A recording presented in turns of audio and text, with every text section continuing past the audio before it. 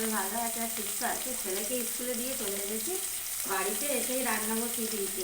আর সকালবেলায় না আমি রান্না বান্না মানে ভাতটা করে রেখে দিয়ে গেছিলাম আর ডালটা সিদ্ধ করে রেখে গেছি। তো এখন হচ্ছে আমার দেখো বিনস আলু ভাজা, বিনস আলু ভাজা, আর এই যে ডাল সিদ্ধ করে রেখে গেছিলাম, এই যে ডালটা সাঁতাল দিয়ে নিয়েছি। তো মানে কি বলবো, স্কুল থেকে আসলে না তারপরে যে রান্না করে ভীষণ দেরি হয়ে যায়।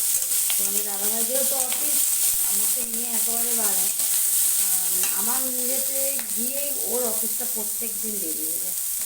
আর আমি বাথরুম টাথরুম কিচ্ছু আর যেতে পারি না, লাস্টে তাড়াতাড়ি করে বেরিয়ে যেতে হয়।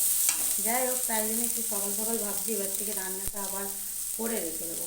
মাঝখানে করছিলাম প্রথম, তারপরে বলে কি এসেই করবো এই ভাবতাম, আর এসে দেখি প্রচুর দেরি হয়ে যাচ্ছে। তাই জন্য এবার থেকে ভাবছি না, সকালে কিছু হলেও করে রেখে দিয়ে যাবো। যাই হোক, ঘরের কাজকর্ম কিন্তু কিচ্ছু করিনি, এসেই করব। এই দেখো বাইরের ওয়েদারটা, স্কুল থেকে আসার পরে বাইরে দেখতে পাচ্ছ এখনও কিন্তু হালকা হলেও কুয়াশাটা আছে, এখনও কুয়াশা যায়নি। আর আমাদের বাড়িতে একটা কুকুর এসছে নতুন, এই দেখো, দেখেছো নতুন কুকুর এসেছে। কুকুরটা আমাদের ঘর পাহারা দিচ্ছে সারা রাত। তো সেইটা দেখে তোমাদের দাদাভাই আবার বিস্কুট দিল খেতে, তো বিস্কুট দুটো খেলো দেখলাম, ভাবলাম হয়তো খাবে না, তো খেলো দেখলাম। যাই হোক, আমি রান্নাবান্না করে নিই ঝটপট করে, না হলে আবার দেরি হয়ে যাবে। আর দেরি হয়ে গেলে সেই একই ব্যাপার হবে, তোমাদের দাদাভাইয়ের অফিস দেরি হয়ে যাবে।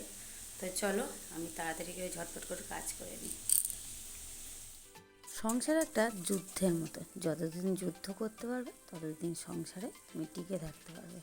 তো সকাল যেমন হলেই আমাদের শুরু হয়ে যায় যুদ্ধ করা, আর যেদিন যুদ্ধ না করতে পারবে সেদিন বিছানা শয্যা হয়ে যেতে হবে। তো সেরকমই আমার জীবন যুদ্ধর গল্প একটা আছে।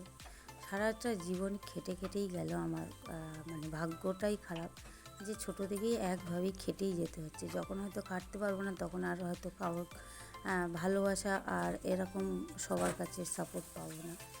ছোটো থেকে যেমনভাবে আমি সবাইকে ভালোবেসে যাচ্ছি, খেটে যাচ্ছি, তো তেমনই সবাই আমাকে দেখে যায়। তো এখনও তাই খেটেই যাচ্ছি একভাবেই। জানি না এই জার্নিংটা আমার কবে শেষ হবে, আর আদেও শেষ হবে কি না। এইভাবেই হয়তো খাটতে খাটতে আমার জীবনটাই শেষ হয়ে যাবে। আগামী দিনগুলো এরমভাবেই যাই, যতদিন বাঁচব ততদিন খেটে যাই, দুই সন্তানকে ভালোভাবে মানুষ করি, তাদেরকে ভালোভাবে রাখার চেষ্টা। তো এখন আমি যেসব মানে কাজগুলো করছি সেগুলো হচ্ছে কি সব বাড়ির বউদেরই করতে হয়, শুধু আমার একার নয়। তো সবাই হয়তো ভিডিওটা দেখে মনে করবে এরকম কাজ আমাদেরও সকাল হলে করতে হয়। তো একদমই ঠিক, মেয়ে মানুষ মানেই সংসার মানেই যুদ্ধ, যুদ্ধ তো করতেই হবে আমাদের, তাই না? যাই হোক, সকালবেলা রান্নাবান্না করে নিলাম আমি স্কুলে যাব বলে তাড়াহুড়ো করে। তো গাইস দেখো, সকাল থেকে কাজ আমার আর শেষ হয় না।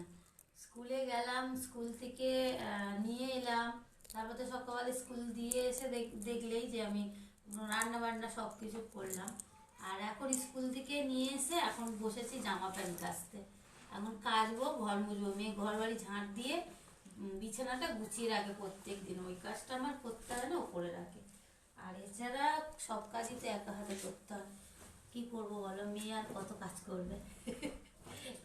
মেয়ে ওইটাই করে, অনেক বাড়িতে তো কেউ মানে করেই না, বলতে গেলে চিল্লে চিল্লে করতে হয়, ওটা ওর মানে বলতে হয় না, প্রথম দিয়ে করতে করতে ওর অভ্যাস হয়ে গেছে।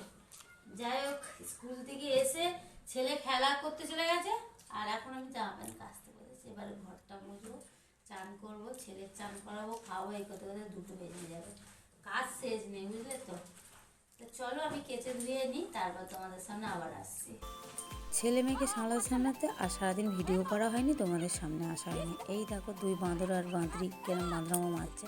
তো এরা দুজন যখন বাড়ি থাকে একসঙ্গে এরমভাবেই আমার মাথাটা খারাপ করে দেয়।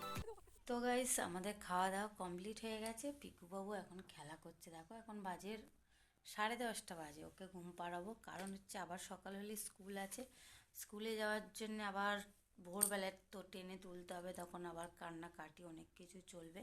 তো ওই দেখো আমার ঠাকুর ওখানে বসে থাকে আর আমরা এখানে পড়াশোনা করি, মানে এটা পড়ার ঘর। যাই হোক, চলো ভিডিওটা ভালো লাগলে একটা লাইক কমেন্ট শেয়ার করে দিও, আর চ্যানেলটাকে সাবস্ক্রাইব করে নিও। তো টাটা, বাই, গুড নাইট।